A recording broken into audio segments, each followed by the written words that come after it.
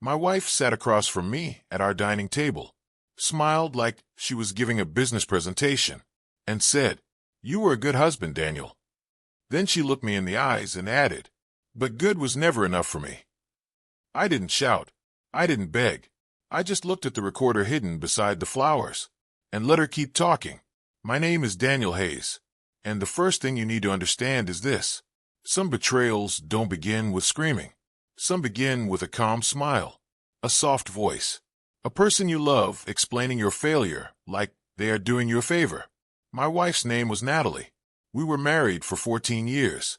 No children, one house, one business, one version of marriage I believed in, and another version she had been secretly building without me.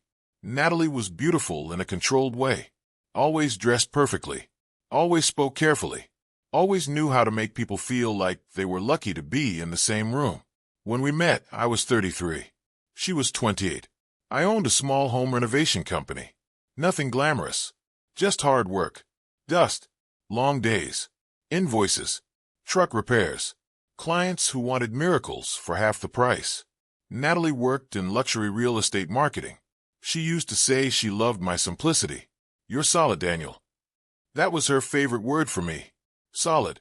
Back then, I thought it meant dependable. Later, I realized she meant boring. For the first few years, we were happy. At least I thought we were. She helped with branding. I helped pay off her debt. She brought in wealthy clients. I renovated properties.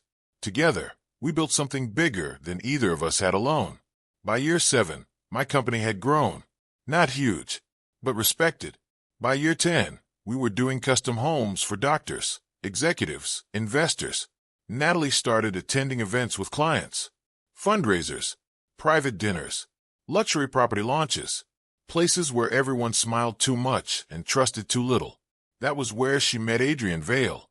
Adrian was everything I wasn't. Polished, loudly confident, old money energy, the kind of man who wore casual clothes that cost more than my truck payment. He was a real estate developer. Big projects, big ego, big promises. Natalie started saying his name at dinner. "Adrian says you should scale faster. Adrian thinks you're too cautious. Adrian says men with real vision don't stay small."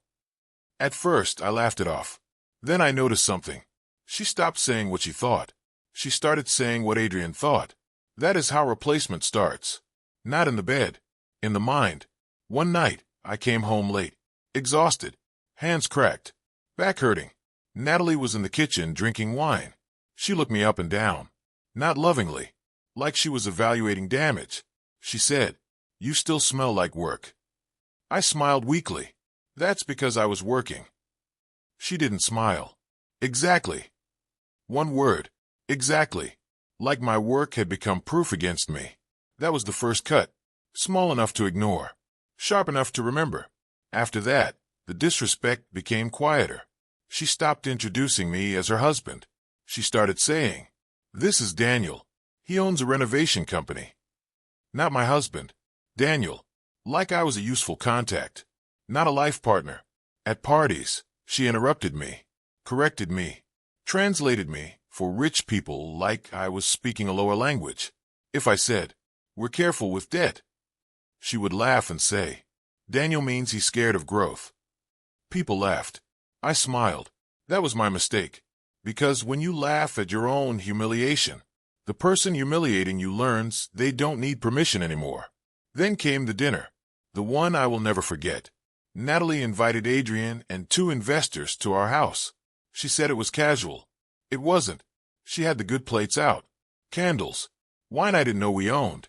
She wore the green dress I once told her made her look unforgettable. She hadn't worn it for me in years.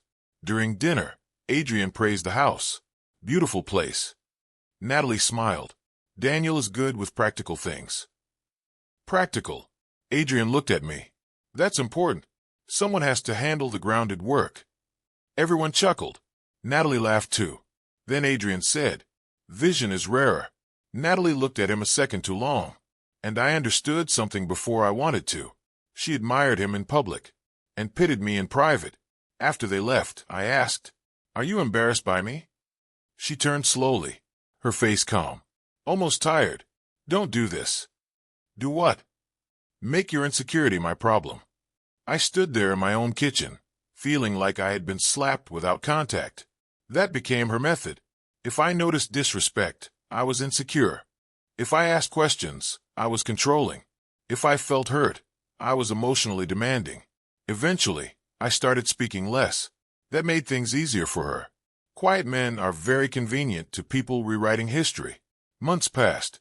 Natalie came home later, took more calls outside, smiled at messages she would not explain.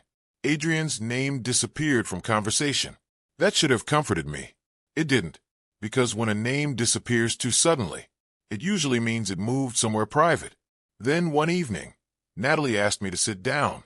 The dining table was cleared, flowers in the center, wine poured. No dinner, just wine. She looked peaceful. That frightened me more than anger would have. She said, "Daniel, I need to be honest with you." I sat across from her. She smiled, a small smile, soft, cruel. "You've been a good husband." I said nothing. She continued, "You're loyal, hard-working, kind in your way." In your way. Even her compliments had bruises in them. Then she took a breath. "But I've outgrown this." I asked, "This marriage?" She tilted her head. "This version of life?" I stared at her. She looked almost relieved to say it. Then came the sentence, the one that changed everything. "You were enough for the woman I used to be." She smiled again. "But I'm not that woman anymore." There it was. Not rage. Not guilt. A speech. She had rehearsed it. I could tell. I asked quietly, "Is there someone else?" She looked down at her glass, then back at me. Someone made me realize what I was missing. I almost laughed. Not because it was funny, because cowards rarely admit betrayal directly. They decorate it with self-discovery. I said, "Adrian." She didn't answer. That answer was enough. Then she leaned forward. "Daniel, please don't make this ugly." Ugly. She had betrayed me, humiliated me, replaced me emotionally, and I was being warned not to make it ugly. I looked at the flowers on the table. Beside the vase was a small black recorder. Mine. I had placed it there before she came home. Not because I planned revenge that night. Because my attorney had told me something 2 weeks earlier. If she starts admitting things, do not interrupt her. Yes, I already had an attorney. Because Natalie had made one mistake. She thought quiet meant unaware. But for months, I had been watching. Not emotionally. Carefully. I had seen the hotel charge, the deleted message synced to the tablet, the wire transfer to Adrian's Shell Consulting Company, the draft separation agreement hidden in her laptop downloads. And worse, I had found the emails. Natalie wasn't just leaving. She and Adrian were planning to take the business pipeline with them. Clients, contacts, design files, vendor lists, everything I had built with my hands. She smiled at me that night because she thought the ending was already written. She thought I was about to lose my wife, my company, my reputation, and maybe my house. So I let her talk.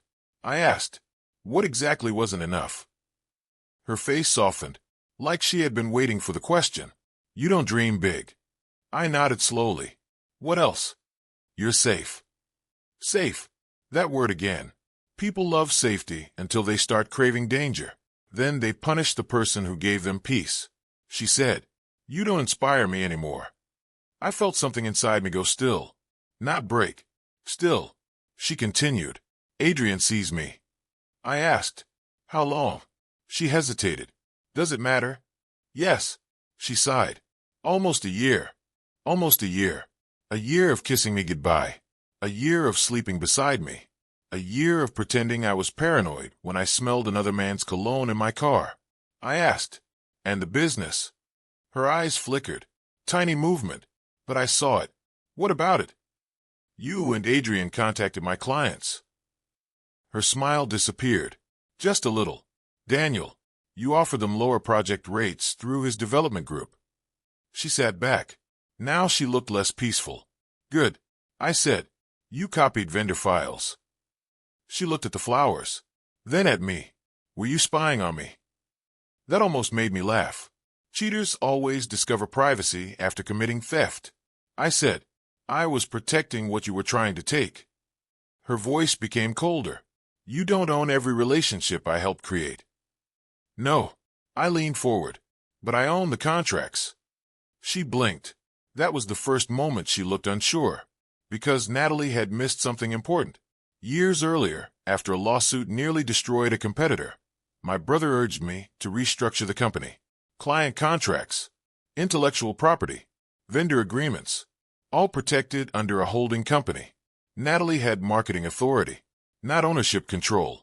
She had influence, not legal power. She thought she was walking away with half the machine, but she had only been holding a flashlight near it. The next morning, Adrian called me. That surprised me. His voice was calm, too calm. Daniel, I think emotions are running high. I said, you call my wife emotions. He paused, then gave a fake laugh. I'm trying to be respectful. No, you're trying to find out what I know. Silence. There it was. Then he said, Natalie deserves more than a man who limits her. I looked out my office window at my workers loading trucks. Men who trusted me to keep payroll alive. Clients who trusted me to finish homes. A company built with years of stress he had never carried. I said, Adrian, you don't know what I limit. He chuckled. I know enough. No, I said. You know what she told you. That landed. Because men like Adrian believe they are smarter than everyone until someone refuses to admire them. He said, you should settle cleanly. I said, you should check the legality of using stolen client data. The line went quiet. Then he hung up. That was when I knew. They were scared. Not enough yet, but scared. Natalie moved into the guest room. For 3 weeks, she played victim. Cried in the hallway. Told mutual friends I was cold. Told her sister I was punishing her for wanting happiness. She even told my mother. Daniel refuses to let me grow. My mother called me crying. That hurt. Natalie knew it would. Manipulative people do not just attack you. They attack the people you still care about. Then came the public humiliation. A charity event. Natalie insisted we attend together. She said, we need to appear civil. I knew that was not the real reason, but I went anyway. Sometimes you attend a performance to learn the script. The room was full of developers, agents, investors. Adrian was there. Of course. Natalie avoided me most of the night. Then I heard laughter near the bar. Adrian had his arm behind her chair. Natalie was telling a story. About me. She said, Daniel once refused $1 million expansion because he wanted to sleep at night. Everyone laughed. Adrian raised his glass. To men who sleep well because they dream small. More laughter. Natalie looked at me across the room and smiled. That smile told me everything. She wanted me to feel small. Publicly. She wanted me to react. Publicly. She wanted witnesses. So I raised my glass back and smiled too. Her face changed. Just slightly. Because people who set fires hate when you refuse to burn on schedule. That night, I made my move. I filed. Not for divorce first. For injunctions. Business protection. Data misuse. Client interference. Breach of confidentiality. Then divorce. Natalie found out the next morning. She stormed into my office. Not sad now. Furious. You're suing me? I looked up. I'm protecting the company. I helped build that company. Yes. I stood. And then you tried to steal from it. Her eyes filled with rage. You're doing this because I chose someone better. That sentence should have hurt. It didn't. Because by then, I had seen enough. I said, no, Natalie. I'm doing this because you chose someone reckless. She slapped me. Hard. Then froze. Because she realized the office camera was on. I did not move. Did not raise my voice. I simply said, that was a mistake. For the first time in our marriage, Natalie looked afraid of her own behavior. The legal process exposed everything slowly. Emails, file downloads, client outreach, payments, messages between her and Adrian. One message became the center of the case. Natalie wrote, Daniel will be too heartbroken to fight hard. Adrian replied, good. Emotional men make sloppy decisions. I stared at that message for a long time. Not because it shocked me. Because it clarified me. They did not just underestimate me. They were counting on my pain to make me weak. That is when I stopped grieving like a husband and started responding like a man responsible for his own life. Court was brutal. Natalie's attorney tried to paint her as a trapped woman, a creative partner denied recognition, a wife emotionally abandoned by a workaholic husband. Then my attorney, Grace Monroe, stood. Grace was 62. Calm, precise, terrifying. She began with one question. Mrs. Hayes, when did you begin your romantic relationship with Mr. Vale? Natalie looked wounded. I don't think that is relevant. Grace smiled slightly. It becomes relevant when it overlaps with the transfer of confidential business information. The room shifted. Natalie answered quietly. About a year ago. Grace showed the emails, the file access logs, the copied client lists, the consulting payments, then the recording from the dining table. My wife's calm voice filled the courtroom. You were enough for the woman I used to be. Then, Adrian sees me. Then, I've outgrown this. I watched Natalie listen to herself. She looked embarrassed. Not sorry. Embarrassed. That is an important difference. Grace paused the recording, then asked, Mrs. Hayes, while telling your husband he was not enough, had you already contacted his clients through Mr. Vale's company? Natalie swallowed. I don't remember. Grace nodded, then displayed the email. Date, time, attachment, client list. People say the truth sets you free. Sometimes it just removes the costume from a liar. The judge granted temporary business protections. Adrian's company was ordered to cease contact with disputed clients. A forensic review began. And then came the twist. Adrian had been using Natalie too. Not romantically. Not only romantically. Financially. He had promised her partnership in his development firm, but the draft agreement Grace found named her as a temporary strategic consultant. No equity. No ownership. No guaranteed compensation. He had convinced her to betray a marriage and steal business access for a title that meant almost nothing. When Natalie learned that, she called me at 2:04 a.m. I answered because I already knew why she was calling. Her voice was small. Did you know? I said. Know what? He lied to me. I closed my eyes. There it was. Not I lied to you. He lied to me. Even broken, she centered herself. I said, Natalie, you both lied. She cried. I thought he believed in me. No, I said quietly. He studied what you wanted to hear. She sobbed harder. For a second, I remembered the woman I married.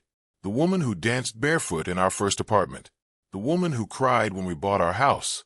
The woman who once said I made her feel safe.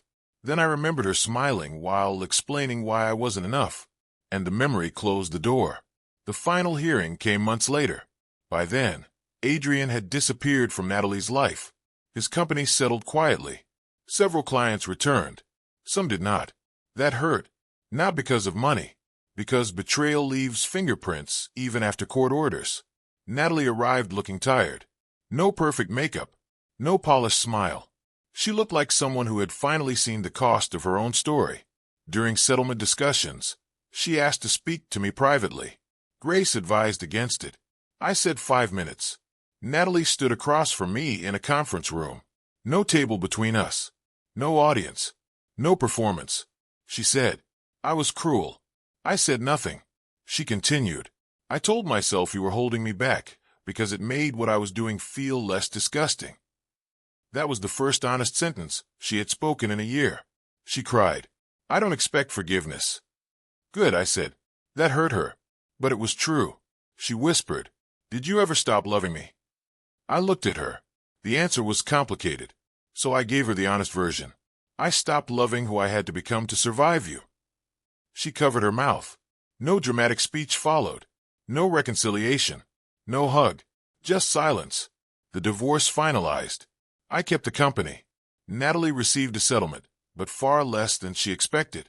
The court recognized her contributions, but also recognized her misconduct. Adrian lost credibility in the local development circle. Not publicly ruined. Real life is quieter than movies. But investors talk. Clients talk. Contractors talk. And men like Adrian depend on rooms believing their confidence. Once that cracks, the room changes. A year later, I saw Natalie at a grocery store. No designer coat. No Adrian. No perfect smile. She stood in the cereal aisle holding a basket. When she saw me, she froze. I nodded politely. She walked over slowly. Daniel. Natalie. She looked older. Not ugly. Just real. She said, I heard your company is doing well. It is. I'm glad. I nodded. Then she said, I was wrong. I looked at her. She continued, You were enough. That sentence landed strangely. For a long time, I had wanted to hear it. But when she finally said it, it did not heal me. Because I had already healed around the wound. I said, I know. Her eyes filled. Not because I was cruel. Because she understood. I no longer needed her to confirm my worth. That was the revenge. Not the court. Not Adrian's downfall. Not the business recovery. The revenge was standing in front of the woman who once smiled while reducing me, and realizing her opinion no longer reached me. People think the worst thing a spouse can say is, I don't love you. It isn't. The worst thing is when they calmly explain why you deserve to be replaced, why your loyalty was boring, why your safety was small, why your love was not enough for the fantasy they wanted. But sometimes the person they underestimate is not weak. Sometimes he is just quiet long enough to hear the whole truth. And once he has it, he does not need to scream. He only needs to let the record play. My wife smiled while explaining why I wasn't enough, but in the end, her smile disappeared when she realized I had finally become enough for myself.